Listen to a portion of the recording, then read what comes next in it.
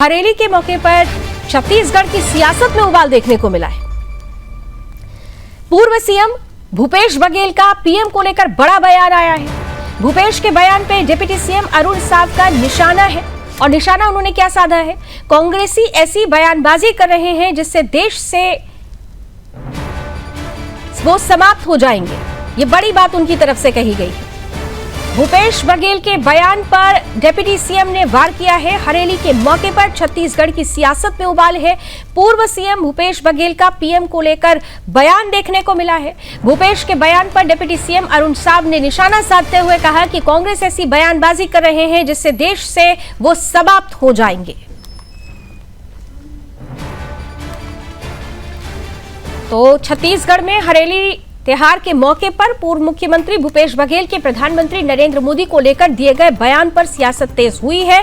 बघेल के social media post का हवाला देते हुए भारतीय जनता पार्टी ने इसे लोकतांत्रिक मर्यादाओं के खिलाफ बताया है।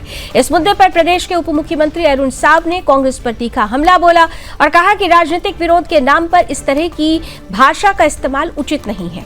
अरुण साव ने कहा कि लोकतंत्र में असहमति और आलोचना की पूरी गुंजाइश है, लेकिन सार्वजनिक जीवन में गरिमा और मर्यादा बनाए रखना सभी राजनीतिक दलों की जिम्मेदारी है। उन्होंने आरोप लगाया कि कांग्रेस नेताओं की भाषा उनकी राजनीतिक संस्कृति को दर्शाती है। साथ ही उन्होंने झारखंड में छात्रों के साथ बर्बरता का मुद्दा उठाते हुए कांग्रेस पर दोहरे मापदंड अपनाने का आरोप भी लगाया। वहीं प्रवर्तन निदेशालय यानी ईडी की कार्रवाई को लेकर कांग्रेस के विरोध पर भी साव ने प्रतिक्रिया दी। उन्होंने दावा किया कि जांच में 3,000 करोड़ रुपए से अधिक के भ्रष्टाचार का मामला सामने आया है और एजेंसियां कानून के अनुसार कार्रवाई कर रही हैं। फिलहाल भूपेश बघेल के बयान को लेकर प्रदेश में राजनीतिक बयानबाजी तेज है और भाजपा और कांग्रेस के बीच आरोप प्रत्यारोप का दौर जारी है।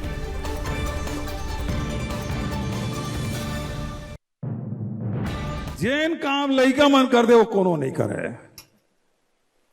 56 इंच का छोटा बंदर, बाल नरेंद्र।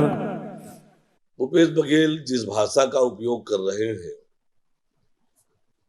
ये लोकतंत्र में अक्षम्य है, दुर्भाग्यजनक है और इनका दोहरा चरित्र भी उजागर होता है।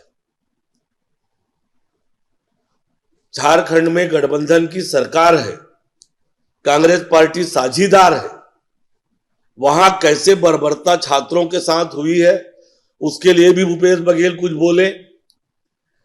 छात्रों के रास्ते पर कांटे बिछाए झारखंड की सरकार ने। जिन छात्रों के राह पर फूल बिछाए जाने चाहिए, कांग्रेस की गठबंधन की सरकार ने उन छात्रों के रास्ते पर कांटे बिछाने का काम किया है। और मेरे सहयोगी प्रमोद मिश्रा इस वक्त जुड़ रहे हैं ज्यादा जानकारी के साथ। प्रमोद, ये तो तय है कि भूपेश बघेल ने जो बातें कही उसके बाद बीजेपी हमलावर है, लेकिन इतना जरूर है कि जिस तरीके से आईना दिखाने की कोशिश की जा रही है कांग्रेस को, उसके बाद क्या कांग्रेस की तरफ से कोई प्रतिक्रिया आई है? अरुण साव ने जब आईना दिखाया तो क्या भूपेश बघेल की तरफ से कोई प्रतिक्रिया या कांग्रेस की तरफ से कोई रिएक्शन? निश्चित तौर पर देखिए, जिस प्रकार से कल जो है भूपेश बघेल ने प्रधानमंत्री नरेंद्र मोदी को लेकर जो टिप्पणी की है, उसके बाद जो है डिप्टी सीएम अरुण साव ने जो बयान दिया, उसके बाद फिलहाल तो अभी तक कांग्रेस की तरफ से कोई प्रतिक्रिया या फिर भूपेश बघेल की तरफ से कोई प्रतिक्रिया नहीं आई है।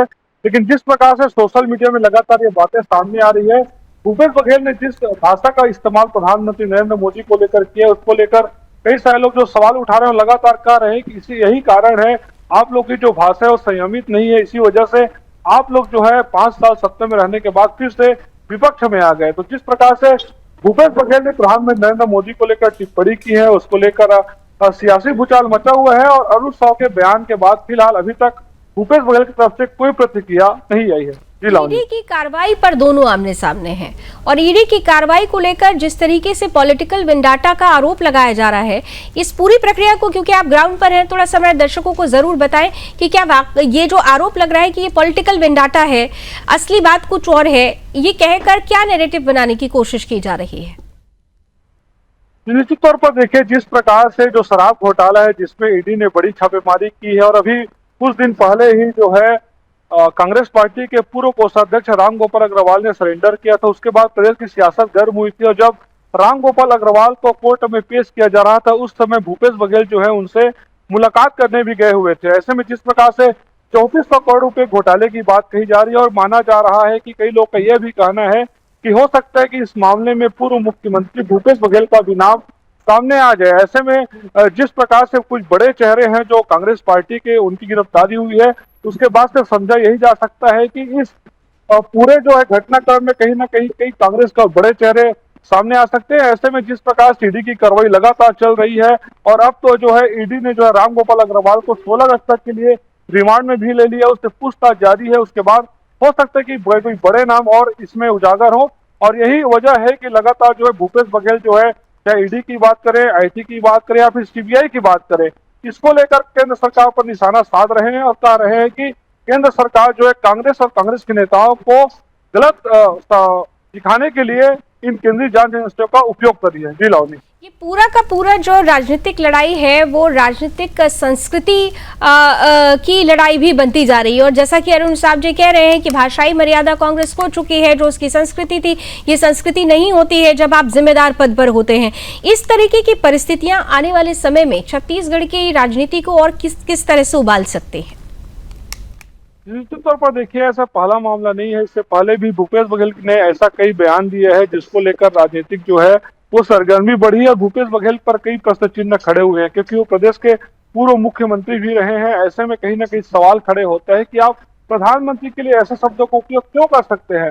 हमने इससे पहले भी देखा, चाहे देश के गृह मंत्री अमित शाह के लिए, फिर या फिर प्रधानमंत्री के, फिर अन्य नेताओं के, धर्मेंद्र प्रधान के लिए भी अभी रिसेंट में, तो ऐसे कई नेता हैं जिनके लिए भूपेश बघेल ने कई ऐसी भाषाओं का इस्तेमाल किया जिसको लेकर कई सारे सवाल खड़े हुए हैं। और निश्चित तौर पर अगर जनता की बात करें तो कहीं ना कहीं जनता भी यह बात भली भांति समझ रही कि कांग्रेस के नेता लगातार जिस भाषा का इस्तेमाल करते हैं यही वजह है कि 5 साल सरकार में रहने के बाद जो है कांग्रेस की सरकार चली गई और कहीं ना कहीं इसके लिए जो दोषी हैं वो कांग्रेस के नेता भी रहे जिन्होंने ऐसे भाषा का इस्तेमाल राजनेताओं के लिए किया।